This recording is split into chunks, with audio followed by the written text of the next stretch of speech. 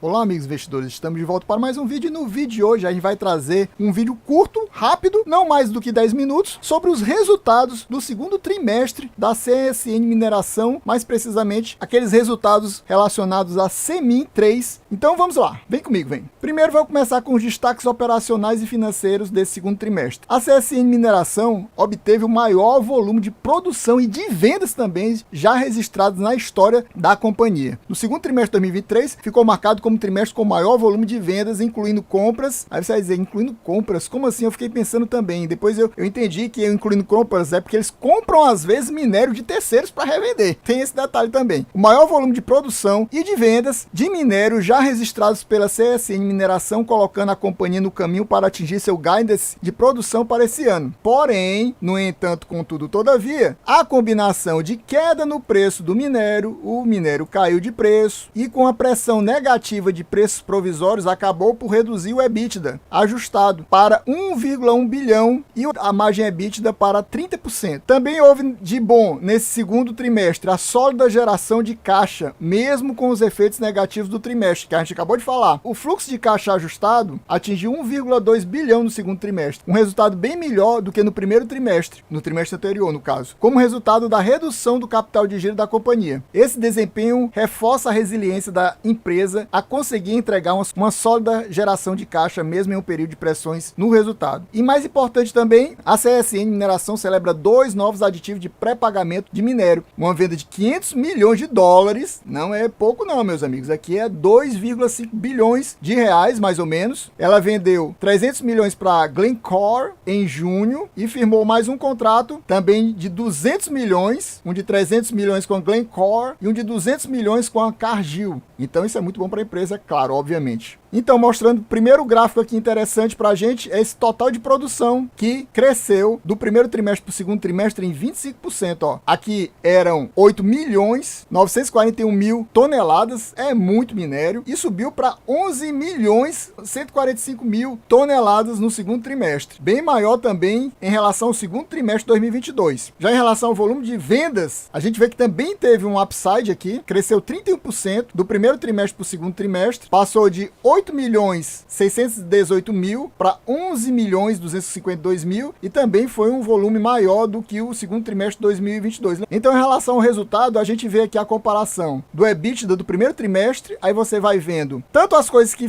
fizeram o EBITDA crescer, como o EBITDA diminuir. Então, ele coloca aqui, provisões de preço de trimestres anteriores, foi negativa, aí diminuiu, esse aqui é o EBITDA tirando as provisões, ex-provisões, aí teve o maior volume aqui de vendas, tem mais esse mix, tem um Platts negativo, tem um frete marítimo negativo e teve esse outros positivo. Então, no final das contas, temos esse aqui, EBITDA, ex-provisões do segundo trimestre. 1 bilhão 314 milhões, teve mais essas provisões, o que deu no EBITDA ajustado de 1 bilhão e 98 milhões. Aqui a gente vê vários detalhes importantes, ó. A gente vê o lucro líquido, que é normalmente daqui que é tirado os nossos dividendos. E vai ter dividendos, Adriano? Daqui a pouco a gente vai falar sobre isso, daqui a pouco, espere aí. Então, segundo trimestre de 2023 contra primeiro trimestre de 2022 e contra segundo trimestre de 2022. Então a gente vê que houve, em relação ao lucro, né, uma queda de 4% em relação ao lucro líquido desse trimestre para esse trimestre, caiu 4%, caiu de 516 milhões para 494 milhões e teve uma queda de 40%. Essa sim foi uma queda violenta, porque era 826 milhões o lucro líquido segundo trimestre de 2022 e caiu para 494 agora, uma queda bem violenta. Aí tem dois EBITDA aqui, eu não vou olhar para esse EBITDA aqui não. Você vê que teve perda no EBITDA, uma queda no EBITDA do primeiro trimestre de 2023 para o segundo trimestre, mas teve um aumento, um crescimento gigante aqui, de 48% do EBITDA do segundo trimestre de 2022 para o segundo trimestre de 2023. Aqui a gente vê que, em relação ao EBITDA ajustado, a gente vê que teve uma queda reduzindo quase 50%, 46% uma queda no EBITDA ajustado. Em relação ao segundo trimestre do ano passado, teve um crescimento, que ele passou de 907 milhões para 1 bilhão e 90 98 milhões, como a gente acabou de ver lá em cima, né, naquele gráfico. Aqui a gente vê a comparação dos EBITDAs graficamente. Você vê que ele estava 907 milhões no segundo trimestre de 2022, cresceu para o primeiro trimestre de 2023 para 2 bilhões e 18 milhões, muito grande, e reduziu quase a metade, como a gente viu. Aí você vê que também teve um crescimento na margem EBITDA. Era 35, subiu para quase 50% a margem EBITDA estúpida e caiu agora para 30%. Aqui a gente vê graficamente também a questão do fluxo de caixa livre. Ele tem como base aqui o EBITDA ajustado. Aí você vê mais esse delta aqui entre capital circulante líquido e ativos e passivos, que foi positivo esse delta. Então houve um crescimento do valor aqui do fluxo de caixa livre. Aí teve uma redução pelo CAPEX, investimento, redução via resultado financeiro, pagamento de juros aqui, afeta,